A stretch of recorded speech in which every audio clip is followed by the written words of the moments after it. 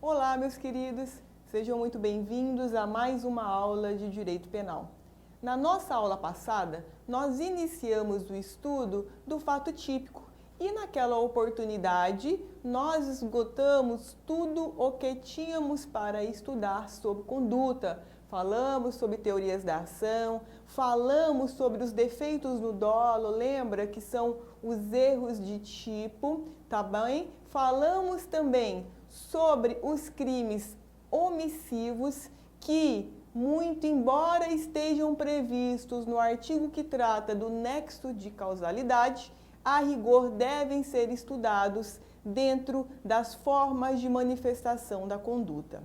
Portanto, hoje nós vamos esgotar o estudo do fato típico e na nossa aula extra nós vamos tratar da ilicitude. Perfeito? Lembrando para você que se você estiver em reta final e não tiver afinidade nenhuma com direito penal, este não é o momento de você estudar o nosso material. Por quê?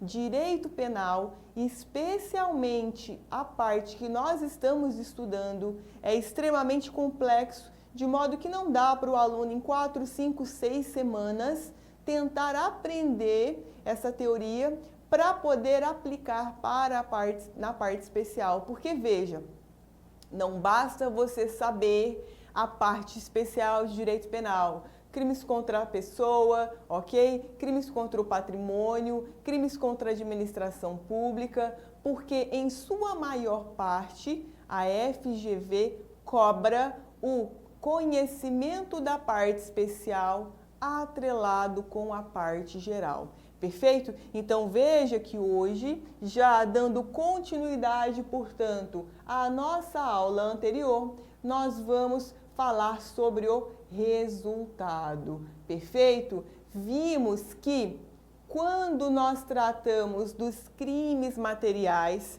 que são aqueles crimes que promovem uma efetiva mudança no mundo dos fatos, aí sim nós estudamos sobre o nexo de causalidade e sobre o resultado, que é esse resultado aqui, somente o naturalístico, tá? Então essa é uma classificação moderna. Isso não vai ser cobrado de vocês na prova da FGV a título de aprofundamento, mas você deve saber que o resultado que nos importa aqui é somente o resultado naturalístico.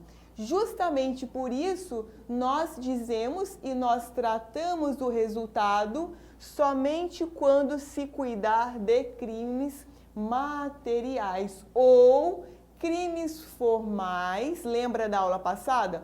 Ou crimes formais cujo resultado, cuja efetiva mudança no mundo dos fatos tenha eventualmente ocorrido, já que os crimes formais, nós sabemos, são aqueles cujo resultado naturalístico ele é dispensado pelo tipo penal incriminador para fins de consumação. Perfeito?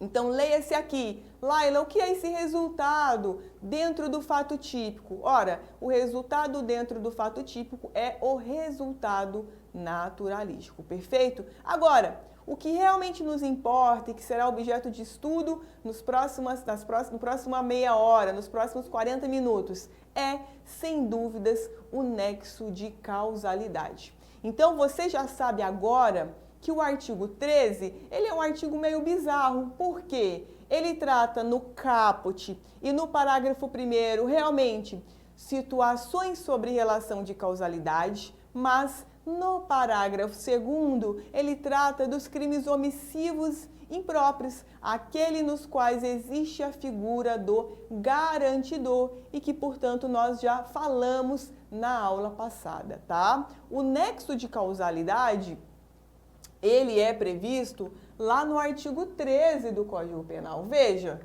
o resultado de que depende a existência do crime somente é imputável a quem lhe deu causa. Veja, pelo caput nós temos aqui na verdade, né, a teoria da conditio sine qua non. Mas quando nós tratamos de direito penal, existe algo que é muito maior do que a relação de causalidade e que é chamado de responsabilidade jurídico-penal pelo resultado. Por quê, gente? Porque nem sempre a pessoa que praticou a relação de causalidade física, ela será responsável pelo resultado alcançado, que são aquelas questões que são tratadas nas concausas, tá? Então, leia-se responsabilidade jurídico-penal pelo fato, pelo resultado, na verdade, quer dizer algo muito mais do que o nexo de causalidade. Quer dizer algo relacionado à imputação objetiva. Então, guarde esse nome, que eu sei você já leu sobre ela na sua apostila, tá? A responsabilidade jurídico-penal pelo resultado, justamente por ser muito mais abrangente do que o nexo de causalidade, em que na maioria dos manuais é tratado exclusivamente do artigo 13 caput, é que nós temos um fracionamento sobre essa responsabilidade jurídico-penal, que é a relação de causalidade física ou relação de causalidade naturalística. Veja, por que esse nome, relação de causalidade naturalística? Ora, porque nós vimos que só se cuida de crimes materiais, lembra? Então, por isso, nós temos também essa classificação, relação de causalidade física ou relação de causalidade naturalística, que é, sem dúvidas, o que está previsto no artigo 13 do Código Penal. Mas, para além disso, nós temos as questões relacionadas à imputação, ao resultado ocorrido no mundo dos fatos, àquela relação de causalidade física que foi praticada pelo agente, porque nem sempre a relação de causalidade física que ele pratica significa que ela foi a responsável pelo evento morte. Então, exemplo, tá? Ao mesmo tempo não, né? A e B deram tiros contra a vítima. A deu o tiro, 30 segundos depois, B efetuou outro disparo. Veja que a vítima, ela morreu de tiro disparado por B, porque foi na cabeça. Então, a vítima instantaneamente veio a óbito. Veja que se a gente analisasse tão somente a relação de causalidade física, nós poderíamos chegar a uma conclusão equivocada de que A também, de algum modo, teria contribuído para aquele evento morte. E veja que nesse caso não ocorreu. Não é proporcional que a gente impute para A o homicídio consumado. Mas veja que essa perfeição, essa exatidão, ela é alcançada através da imputação. Ou seja, você atribuir àquela pessoa não apenas o resultado com base na conduta, com base na relação de causalidade física. Você tem que analisar se efetivamente aquela exata conduta causou aquele exato resultado. Perfeito? O artigo 13 do Código Penal, ele trabalha com a relação de causalidade física ou relação de causalidade naturalística. Por isso que nós dizemos que no caput do artigo 13, nós temos aqui uma teoria da equivalência dos antecedentes causais, que é a conditio sine qua non.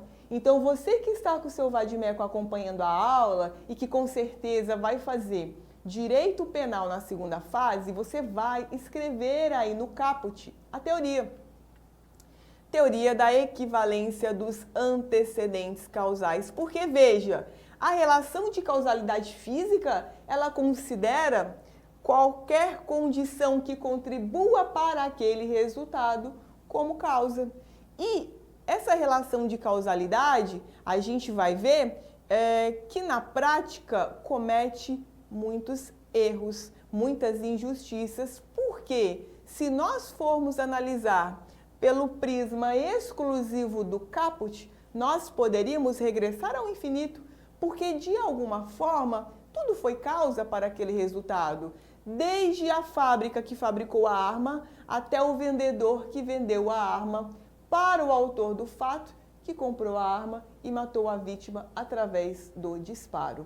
Mas veja que o artigo 13 caput, ele recebe um tempero ali do parágrafo 1º, mas que na verdade é uma janela de entrada, perfeito, da teoria da imputação objetiva. Então, o que nós temos e o que é que você estudou na graduação, tá? Então, nós teríamos a seguinte lógica. O nexo de causalidade, ele seria trabalhado, como você estudou, por uma relação de causalidade física, que está no caput do 13, perfeito? No caput do artigo 13. E nós teríamos ali uma especificidade um pouco maior no parágrafo 1º, que trata da relação de concausas, que são as concausas, que a gente vai falar depois. O que acontece com a doutrina moderna e que já tem no seu material, porque a FGV, vez ou outra, tem cobrado? Esse parágrafo 1º, agora, se trabalha com a hipótese de imputação objetiva, que depois eu vou mostrar para vocês, é muito mais simples do que você ter que memorizar todas as hipóteses de concausas, tá? Então, nós estamos, lembra, eu falei na aula passada, que nós estamos em uma transição, em uma zona cinzenta, é exatamente isso que eu estou trazendo aqui para você, tá? Então, o que acontece? Nós temos a relação de causalidade física do artigo 13, que permite que nós regressemos ao infinito, até a mulher que teve o dono da fábrica de armas, e o parágrafo 1º vem tentar temperar esse regresso ao infinito, vem tentar fazer um corte nesse regresso ao infinito, que trabalha com a relação de concausas. A doutrina trata relação de concausas, mas isso não é um conceito específico dado pelo Código Penal. Isso é uma construção doutrinária que tem sido desconstruída pela teoria da imputação objetiva. De onde veio essa teoria, gente? Do sistema funcionalista. Tanto o Roxin quanto o Jacobs trazem essa ideia de imputação objetiva. E como nós estamos em uma transição de sistema, de método do estudo do direito penal, é óbvio que também essa classificação dada pela doutrina brasileira, ela está a cair por desuso. Perfeito? Mas, Laila, eu preciso saber de tudo isso para minha primeira fase? Não, você não vai precisar saber tudo isso. Eu vou te ensinar um macete que você vai entender ao invés de ter que decorar e conseguir matar as questões sobre nexo de causalidade que caírem na sua prova. Perfeito? Agora, veja que a relação de causalidade e também a teoria da conditio sine qua non, elas não foram criadas para o direito penal. São métodos de estudo de outras ciências que o direito penal importou para si. E é óbvio que, em razão disso, de acordo com essa teoria e com a relação de causalidade física apenas, muitos exageros são cometidos dentro do direito penal, como, por exemplo, o regresso ao infinito, tá? E aí, para poder evitar esses exageros, é que nós temos agora, a partir do sistema funcionalista,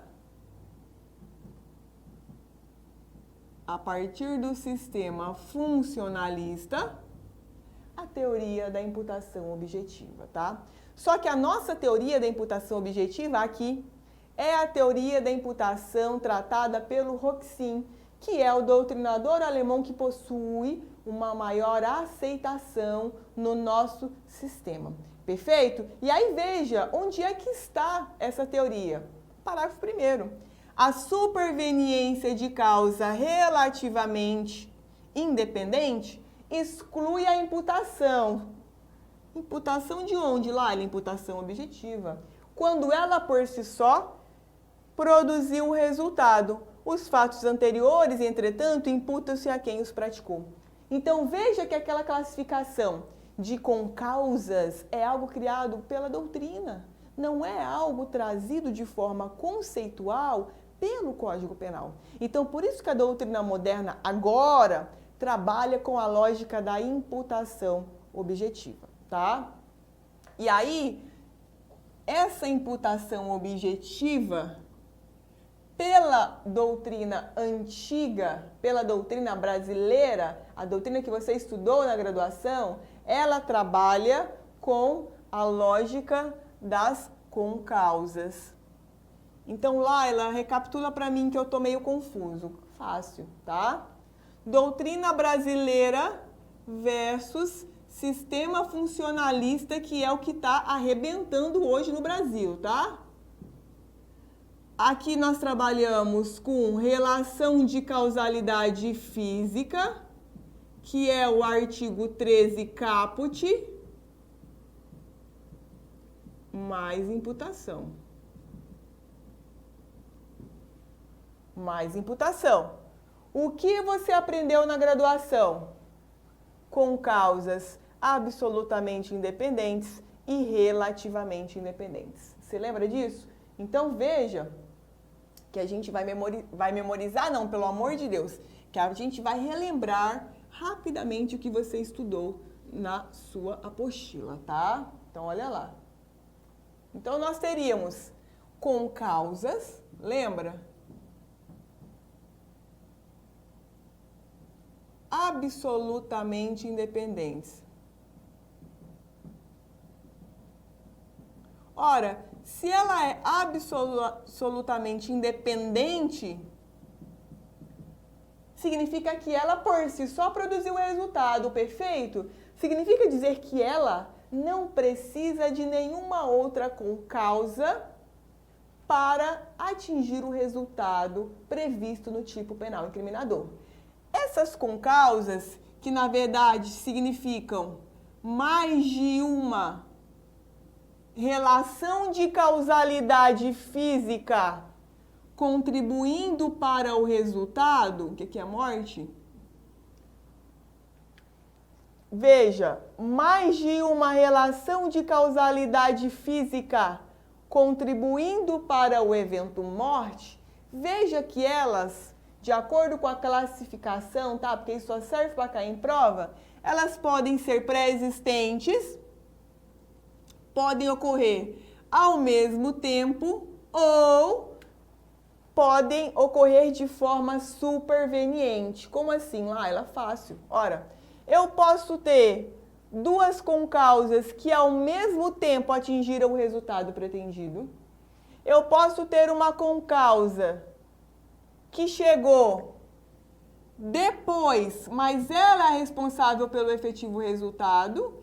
E eu posso ter uma concausa que aconteceu antes e é ela quem é responsável pelo resultado. Agora, nas absolutamente independentes, veja que essa não é a que cai, porque ela é fácil. É uma questão de lógica, não precisa decorar se ela é pré-existente, se ela ocorre ao mesmo tempo que a outra ou se ela é posterior à outra. Exemplo, tá? Vou dar um exemplo aqui só para vocês entenderem. Deixa eu colocar aqui embaixo. Uma concausa, ministrei veneno em dose letal para a vítima. De forma superveniente, essa vítima tomou um tiro na cabeça. Veja que duas relações de causalidade física concorreram para o evento morte, correto? Mas qualquer uma delas, por si só, era responsável por atingir o resultado. Nesse nosso caso, a pessoa morreu de tiro. Então veja que o tiro, ele chega depois que o veneno, mas foi ele que matou a vítima. Qual é o efeito jurídico disso? Gente, ora, B, que deu o tiro depois, responde por homicídio consumado. A, que ministrou o veneno em dose letal antes, responde pelos atos até então praticados, tentativa de homicídio.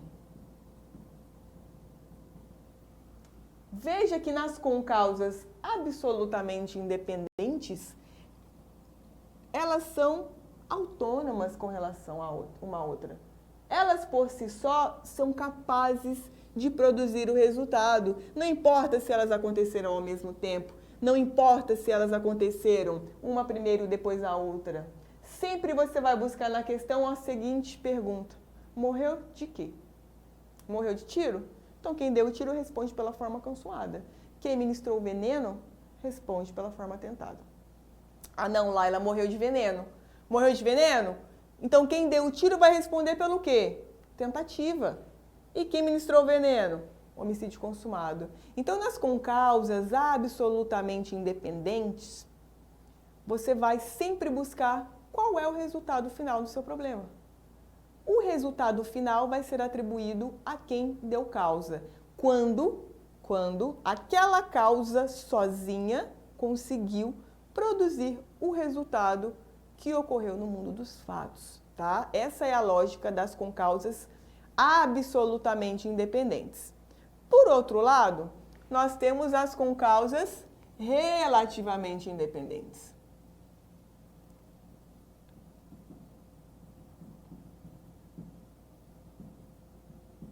Que são aquelas que por si só não produzem o resultado.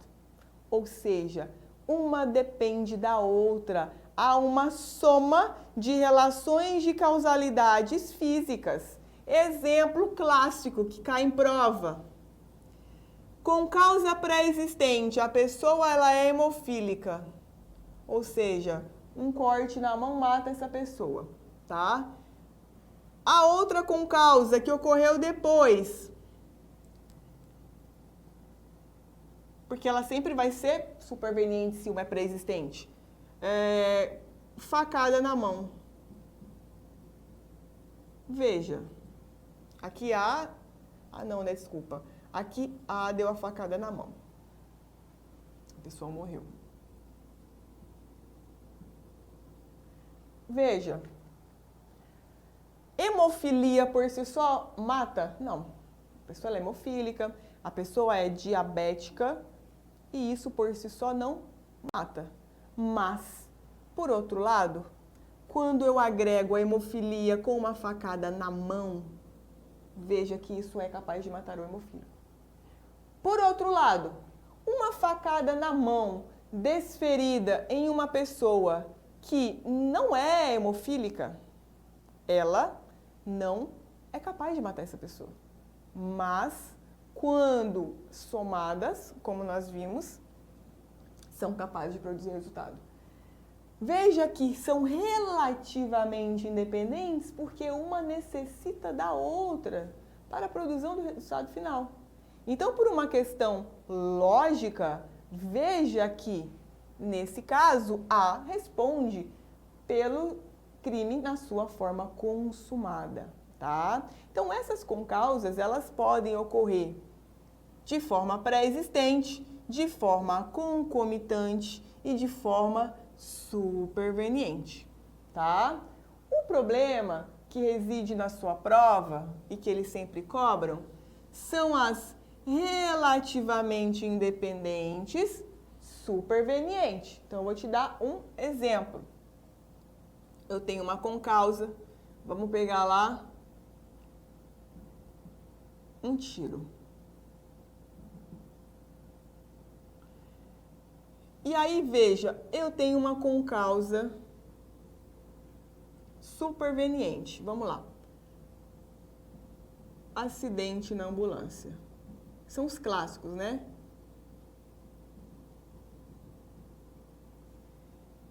nosso outro exemplo, eu tenho uma infecção hospitalar.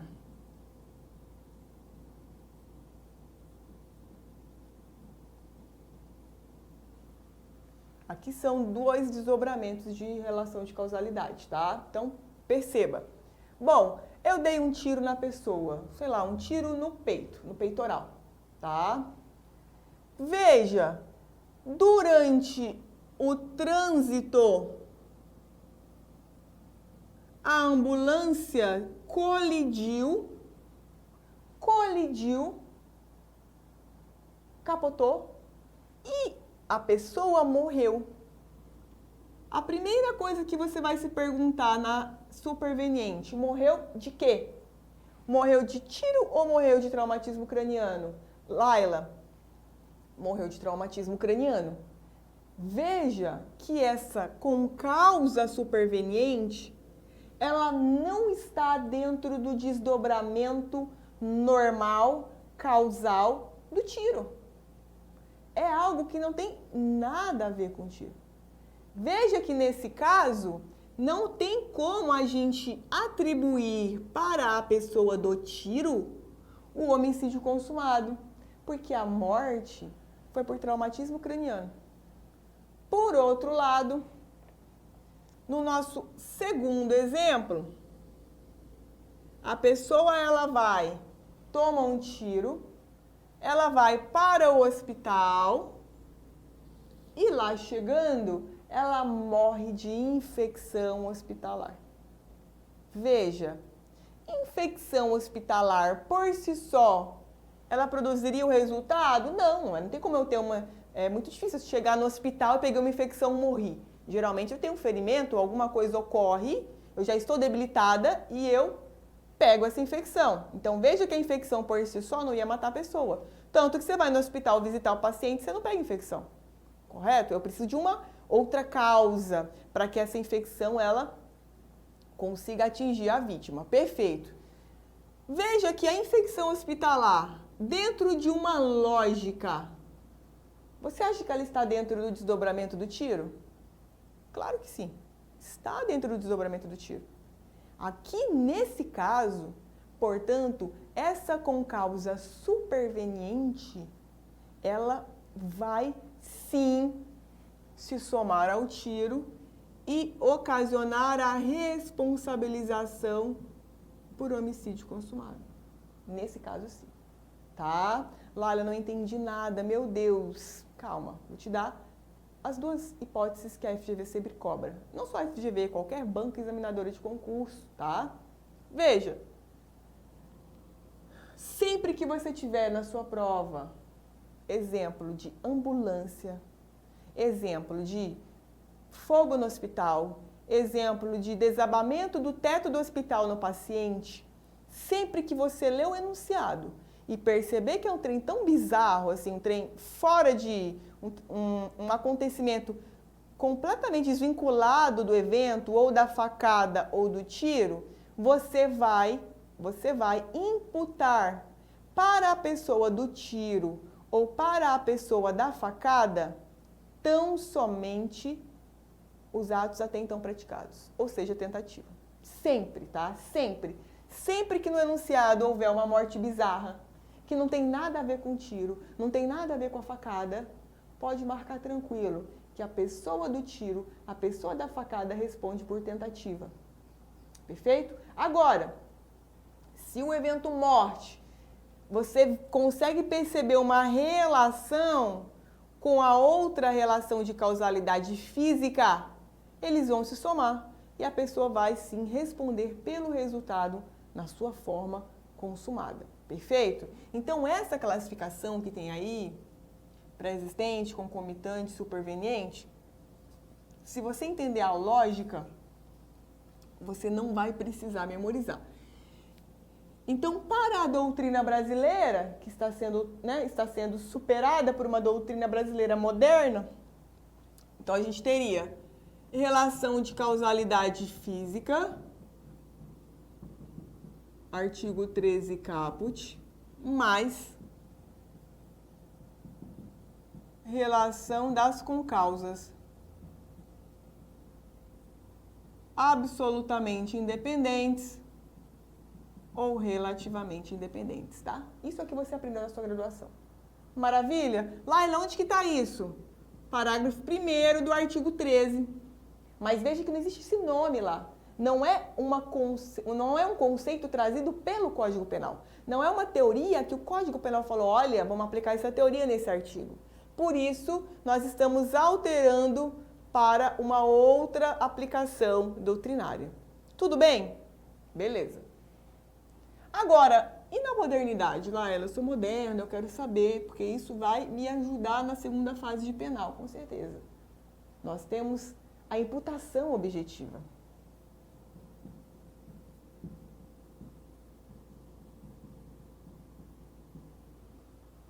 Que trabalha com a relação de causalidade física, mais criação de um risco e realização do risco no resultado. Ok? Então, a imputação objetiva, ela é formada também pelo caput, que é a relação de causalidade física. Sempre a relação de causalidade física tem que estar presente, porque é um crime material ou um crime formal com exaurimento. Então, sempre vai haver a relação de causalidade física, sempre. Perfeito? E, para além disso, a parte da imputação objetiva. Então, primeira etapa, causalidade física a um resultado. Artigo 13, caput. Segunda etapa, criação de um risco desaprovado. Desaprovado por quem, Laila? Ora, pelo tipo penal incriminador, pela norma penal. E a realização do risco no resultado.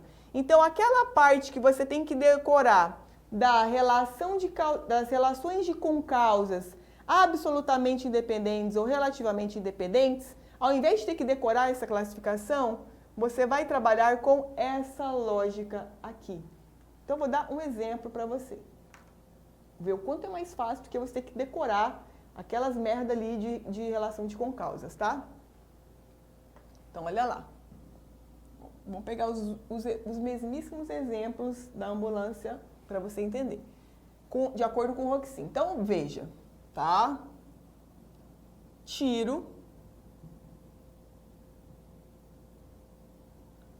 mais desabamento no hospital.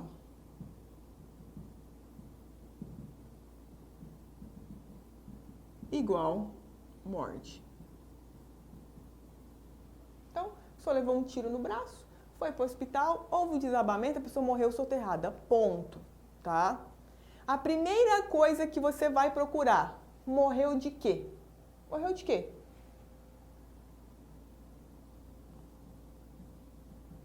Morreu de desabamento. Morreu de desabamento. Ponto. Partindo disso, de acordo com Roxin. Bom, Laila, houve uma relação de causalidade física entre o tiro disparado por A e a morte no hospital? Houve. A relação de causalidade física, ela é uma mecânica. Ora, se eu não tivesse dado o tiro, ele não teria ido para o hospital. Se ele não tivesse ido para o hospital, ele não teria morrido soterrado. Perfeito. Existe sim uma relação de causalidade física. Artigo 13, caput, está presente. Perfeito. Bem, quando eu dei um tiro na pessoa, aí já dentro da imputação, então você vai ver o quanto ela é mais perfeita. Quando eu dei um tiro na pessoa, qual foi a criação do risco desaprovado que eu fiz? Morte de tiro. O risco que eu criei foi homicídio por tiro. Então, quando eu dei um tiro na vítima, eu criei uma situação de risco? Criei. Então, portanto, esse tiro, ele preenche a criação de um risco. Esse tiro preenche a criação de um risco. Preenche. Tá, Laila. Qual foi o resultado final? Morreu de quê? Morreu de desabamento. Ora, houve uma realização do risco que eu criei no resultado que ocorreu? Não, porque a morte não foi de tiro.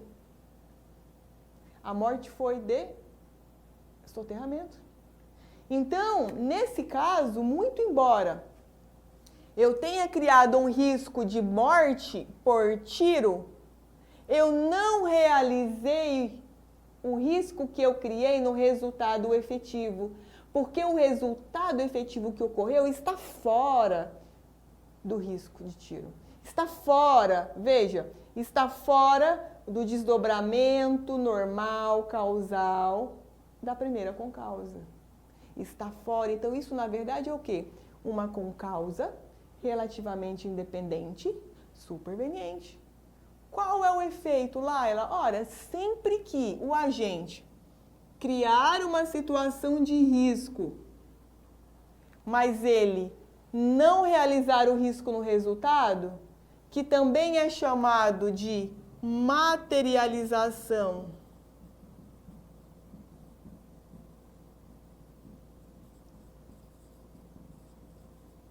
do risco no resultado, ele responde por tentativa. Tentativa. Então, você não vai precisar decorar nenhuma relação de concausa relativamente independente, absolutamente. Por quê? Sempre você vai buscar qual foi o risco criado com essa conduta. Risco tal. Aí você vai olhar, morreu de quê? Se o que ela morreu foi de acordo com o risco que foi criado, a pessoa responde pela forma consumada. Se o que a pessoa morreu não foi fruto do risco criado pela conduta, muito embora tenha ali uma relação de causalidade física, a pessoa responde pela forma tentada. Então, essa é a lógica aqui da teoria da imputação objetiva. Então, ela também integra o nexo causal dentro do artigo 13, parágrafo 1º, de modo que você não vai precisar decorar as relações de concausas. Mas veja, Laila, eu tenho dificuldade, né? Eu preciso acertar a questão da prova. Calma. Desabamento no hospital, incêndio no hospital, sei lá, terremoto no hospital, ambulância capotou, aquelas desgraça, tudo que acontece depois de um tiro, depois de uma facada.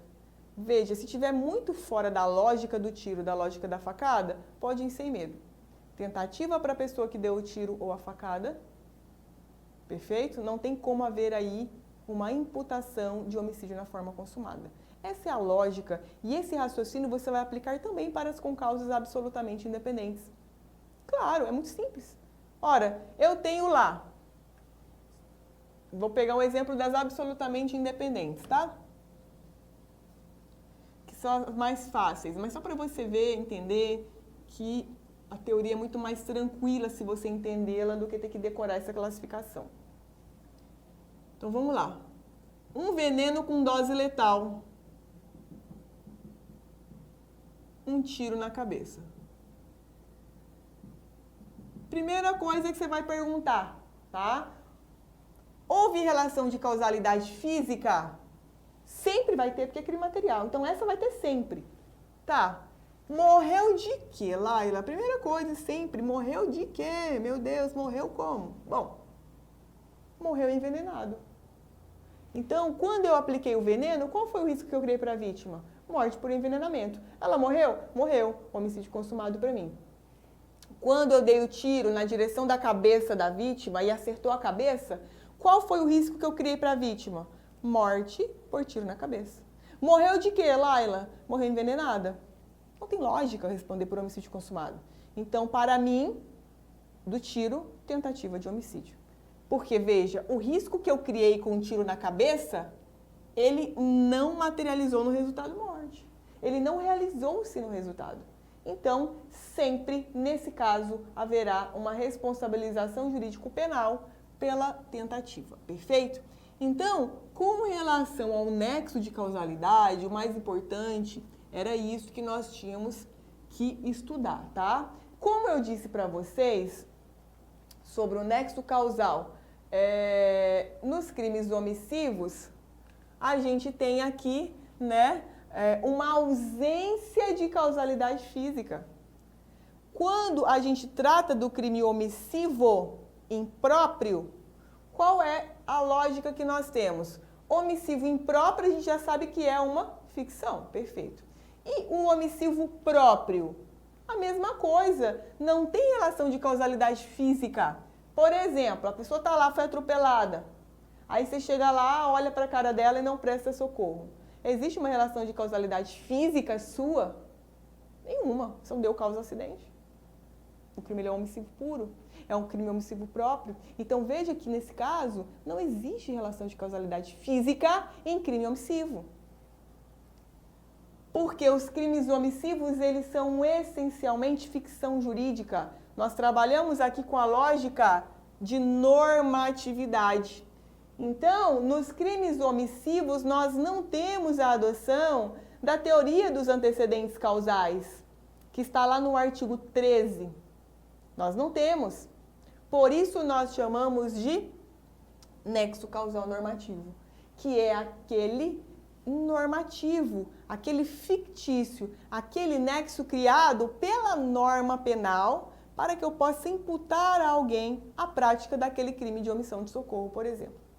Nos crimes omissivos impróprios, que estão lá no artigo 13, parágrafo 2º, nós já estudamos e, inclusive, vimos que colocado de forma equivocada aqui dentro do nexo. Porque isso aqui, na verdade, é o quê?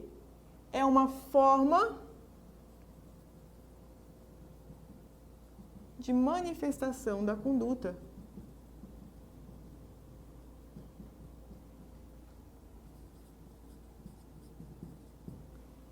É uma forma de manifestação da conduta. Crime omissivo impróprio é pura ficção jurídica. Pura ficção jurídica. Ok? Laila, eu tenho que memorizar isso aqui do parágrafo 2º, cara? Tem, infelizmente você vai ter que memorizar, tá? Que são as 3 hipóteses legais. Figura do garante. A pessoa tem, por lei, a obrigação de cuidado, proteção e vigilância. De outra forma, assumiu a responsabilidade de impedir o resultado ou, com seu comportamento anterior, criou o risco da ocorrência do resultado. Por isso, nós deslocamos esse artigo 13, parágrafo 2º, na nossa aula passada, para dentro da conduta, porque isso é forma de conduta. Isso não deve ser estudado aqui dentro do nexo de causalidade. Então, fique atento também com relação a esse detalhe, tá? Muito sutil e que na maioria dos manuais você não encontra de forma clara. Então, isso gera uma confusão também. Por isso, você deve confiar na sua FUI, Fonte Única de Estudo, que está aí e que você está acompanhando agora. Porque ela está completíssima e não contém erros. Maravilha? Agora, para finalizar o nosso fato típico, nós temos, portanto, a tipicidade. Essa presente em qualquer crime. Formal, material, mera conduta. A tipicidade formal nada mais é do que a conduta praticada no mundo dos fatos se amolda no tipo penal incriminador. Enquanto que a tipicidade material, ela trabalha com a lógica de lesividade ao bem jurídico tutelado.